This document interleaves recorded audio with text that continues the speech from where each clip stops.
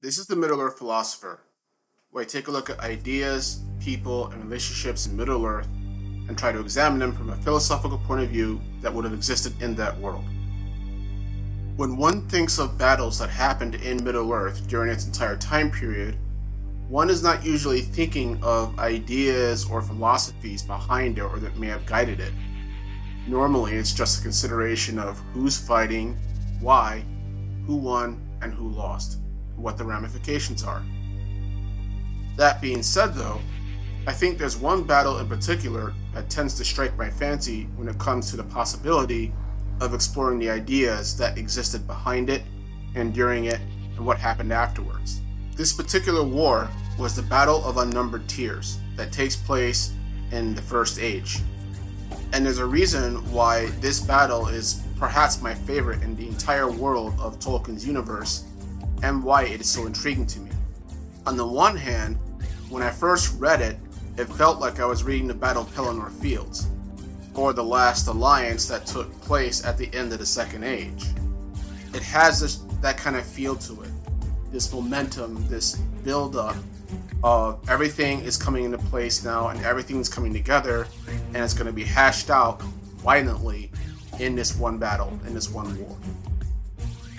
And for me personally, I feel that this war is the most epic war of the wars of the First Age, even the War of Wrath, which reason being is because of that build-up, of that tension, and of the details that the Silmarillion puts into the specific battle, what happened and what went on. Don't get me wrong, the War of Wrath definitely had larger and more far-reaching consequences. However, it doesn't feel as intimate as the Battle of Unnumbered Tears does. It really depresses you. It's almost like if you had watched the Lord of the Rings Return of the King and Mordor won at the last minute. That's the feel that it had for me. And it was just so powerful that it just blows my mind. So, let me go into some of the details that went into this particular war. The Battle of Unnumbered Tears takes place some years after one of the Silmarils is recaptured by Beren and Luthien. And essentially, the Noldor, in this particular case, the Fëanorian faction, led by Maedhros, believes that there is a chance to retrieve the rest of the Silmarils as well, now that Morgoth has been shown to be weakened, basically. Essentially, if two people can sneak into his home base and take a Silmaril, then why the hell can't a whole army? Moreover, why the hell can't a whole army of all the allies in Beleriand do the same thing? And I guess there's a certain kind of logic to that, but at the same time, the understanding is that they've already spent centuries trying to do this, or at the very least, not really doing anything about it. And whenever they've tried, they've not been able to. If anything, the Noldor in particular have been pretty much getting their ass kicked in the last couple of wars, just barely hanging on, usually surviving by chance or because of the change of weather or just some other factor that kicks in that gives them some sort of respite to kind of resettle themselves and reform their defenses, so to speak, even if they lost land and territory. Now, Maedhros, when he gets this idea, starts to gather the alliance together, and technically the Beleriand alliance was already in existence, but at the same time, it didn't really exist practically. The Western Noldor barely ever talked to the Eastern Noldor, with the exception of Maedhros and Fingon and Fingolfin. The Sindar didn't even participate, and as far as High King Thingol was concerned, his attitude was essentially, I don't trust the Noldor, and particularly after two of Fëanor's sons tried to kidnap his daughter and almost kill her, is pretty much fuck the Noldor. So he doesn't even participate, and anyone from the Sindar who does goes with specific commands from Thingol to not fight on the Sons of Fëanor's armies or side, but basically go fight with the Western Noldor, not the Eastern Noldor, because they are enemies of the Sindar at that point. And of course, it doesn't help that those same two sons who almost killed his daughter also outright threatened him, saying that if they won that particular war, they were coming for his head. So, yeah, that's just not a good way to start. And to be fair to Maedhros, he was not for this. He didn't really want to force the Oath of Feanor onto Thingol. And this shows that he is truly the noblest of Feanor's family. And he doesn't want to follow this oath, even though he swore to it by mistake. But he's now bound to that oath. So in one form or another, he has to let him know that, hey, you have something that belongs to us, and we need to take that back. It's just that Kellergroom and Curofin, those are the two brothers who had threatened Thingol, basically were the ones who said, we're going to kill you. And that was just because of a family feud that existed between those two and Baron and Luthien at that point. So, the Alliance is able to bring itself together. Maedhros is able to basically hatch out a plan with the Western Noldor and all their human allies and the Dwarves, and with the exception of the Sindar and the Green Elves, everyone is in on it, and it looks like it's going to happen, it's going to go to plan, and that they actually have a chance in hell of actually winning this time. And at first it seems like it. Maedhros takes back northern lands that they had lost a couple hundred years ago during one of their previous wars, and it went pretty well. That being said, it also kind of exposed what his intentions were to Morgoth, and Morgoth was now on alert that, okay, pieces, as Gandalf said, are now moving, and he needs to find out what the hell's going on. So, when this alliance now starts to make their moves on Morgoth himself, and he has his spies and his secret allies among the Noldor, at least on the eastern side, to basically trick Maedhros into not moving so that Morgoth can focus all his forces on the western side and take care of them, and then switch over. But this doesn't entirely work to plan. This partially fails, and I'm not going to go into details of what the actual battle is, but it's truly a huge and bloody mess that just takes place across the entire region of Morgoth's held territory up in the north of Beleriand.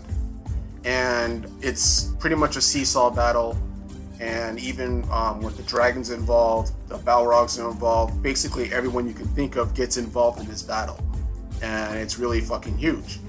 And at the end, at least according to this particular version of Silmarillion, it said that the only reason that the Alliance is broken apart and lost isn't because of the Balrogs and the dragons and whatnot, but was because the humans in Maedhros' army basically betrayed them and caused them to fight amongst themselves, which gave Morgoth's forces a break and eventually led to the splintering of the forces, and everything just kind of went to shit from there. So that's a very, very rough overview of what actually happened, coming from a non-Tolkien scholar. But now I want to get into some of the ideas kind of that were running through it and behind it and that happened after that, because I find that the most interesting.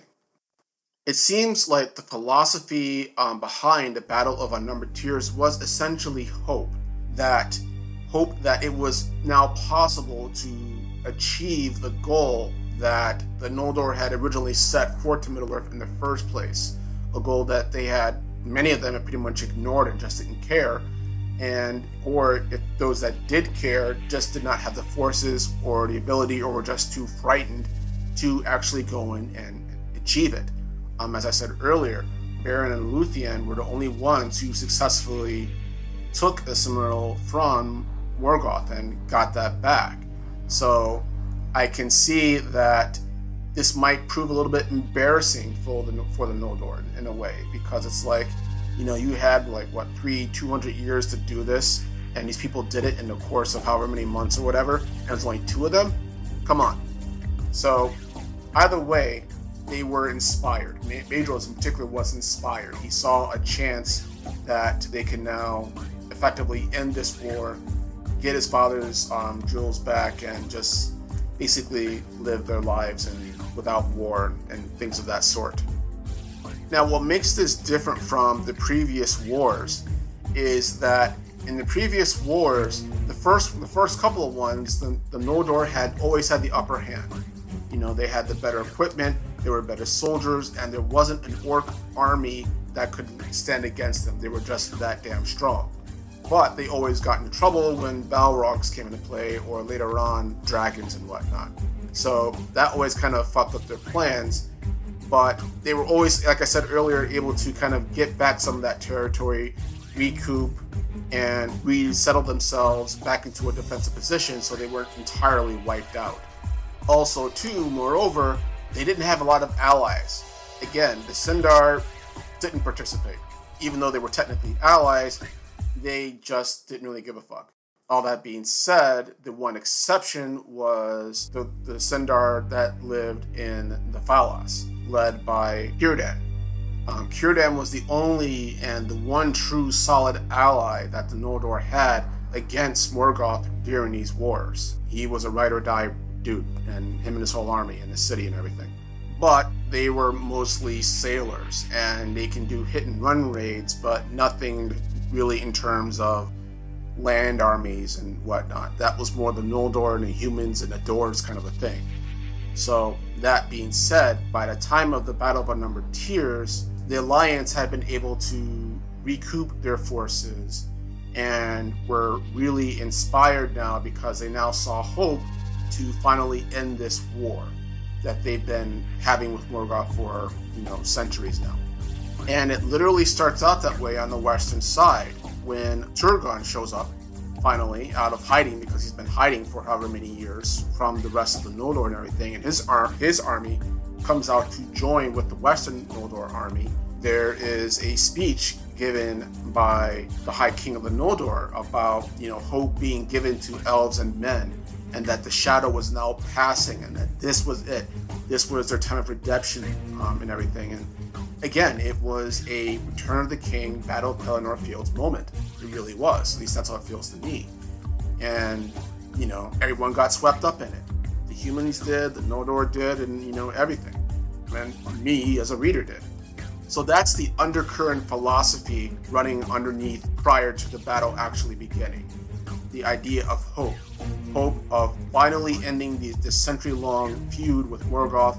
Hope of retrieving the rest of the Silmarils from Morgoth's crown and just ending the war and just dealing with, the North once and for all. All that being said, this switches in the middle of the war. By the middle of the conflict now, things are a lot more chaotic. The Noldor and their allies were winning, and now they're kind of being stalemated because at this point, Morgoth has now freaked out because his forces was kind of being overrun. Because the western side of the army and the eastern side is just that hyped up. They all want to fight. They're going to take the crown. They're going to kill him, if they could, and wipe out his armies and etc., etc., etc. And so he just sends out everything. He lets all the reserves out. And it's just hell on earth at this point. Wolves, dragons, dwarves, humans, Balrogs, elves, fire, death, the whole nine. It was just crazy. And I think the philosophy, if you want to call it this at this point, was now just about survival, I guess you could say. Or not rather survival, but rather trying to get that final clinch of victory from the other side. Because it was really swinging both ways. It could have gone either way, at least according to the Silmarillion. And there's that feel of desperation. Because again, at this point, everyone on all sides now has that feeling of, this is it. This is the final event. This is the end game, if you want to, again, use another franchise, of the events that have gone on prior to this point. This is it. So that desperation and that hope that it starts out with start to mark out this particular war from every other one that has happened, and I would argue the War of Wrath that happens afterwards. Now, is at this point where we come into the third tier of the war, the third tier of the story, and that is the betrayal of the Alliance by the humans who came out from the eastern side of Middle-earth, because Morgoth some time ago had recruited other tribes and people amongst them to basically be his sleeper agents, basically. and they've been sleeper agents among the Noldor for decades now. And now was the time to play their hand, and they did. And they almost kill the Sons of Fëanor when they make that betrayal. And even though not all of them had turned and actually fought with the Noldor to stop this betrayal, it's the fog of war at that point. And that, from this point on, if you're a human in the Eastern Army and this already happened, you're gonna die. That was just basically it. The elves there just did not trust any human at that point, and who could blame them? And it adds to the tragedy and the sadness of that event. And this is where that philosophy starts to take a turn from hope to trying to clinch victory to now this element of despair starting now to sink in, because now there is that sense of the victory is now slipping away, right? The Noldor are losing their chance now to achieve this victory because of this, unseen turn and betrayal that has just occurred. And sure enough, Morgoth's forces basically almost wipe out the entire eastern faction if it wasn't for the dwarves. This is one reason why I love the dwarves, because Glaurung, the dragon, was the one who was leading this charge, was leading this part of the attack, and he was severely wounded and almost killed by the dwarves, in particular the dwarves' High King, which I just think is awesome, by the way. So they turn back, and the eastern side is now done. All right, the fighting is now done. Everyone's just kind of going their own ways, and the Noldor on the east side are just now broken. Okay, they have nothing left. They played their cards and they lost. That was it. The dwarves are still strong, apparently, like I said before. And again, the Sindar are still there in Doriath, and they're protected by the magic of Melian and whatnot.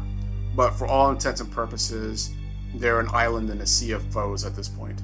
So at this point, despair now kicks in, because now everyone who's fighting on the eastern side goes to the western side and reinforces them, because the western side was doing pretty good, at least because they were able to, if not achieve total victory, they were able to hold their own, in a stalemate, because at one point they almost had it. And again, that's the tragedy of it, that the alliance comes so close to this final victory, and it's just snatched away from them, by all these little things and elements, and people making individual choices that have drastic ramifications. So when this happens, the philosophy of the battle, the idea, the mindset of the battle for the Alliance now becomes about survival. Okay, it's now about just trying to get out and live, because victory is now not happening. That is crystal clear at this point. But again, it doesn't happen because they played all their cards. All their human allies. There's one group of human allies that's entirely wiped out during this conflict, holding the rear guard by, I think, Halladin. And Turgon is saved by another group of humans from Dolfien, led by Hurin and his brother Huor. And if it wasn't for them, Turgon would have been dead. That simple. And it's too bad Vaingon didn't have that support, because he's just basically annihilated by a bunch of Balrogs, pretty much, reinforcing the idea that anyone who fights a Balrog, even if you win, you're gonna die. That's just it. They're that badass. They're that crazy.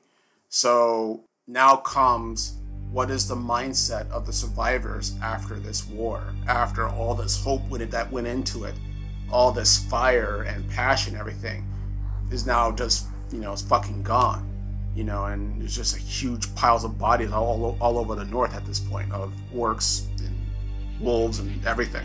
And the philosophy becomes one of survival, very post-apocalyptic, actually, I think, in terms of there is now no chance in hell of any victory against Morgoth at this point. All the armies are broken and disbanded. All the kings that fought are either dead or they're in hiding. And there's just no hope left, period. So now it's just a matter of trying to survive. and trying to live in this world that Morgoth now effectively controls or rules or is about to.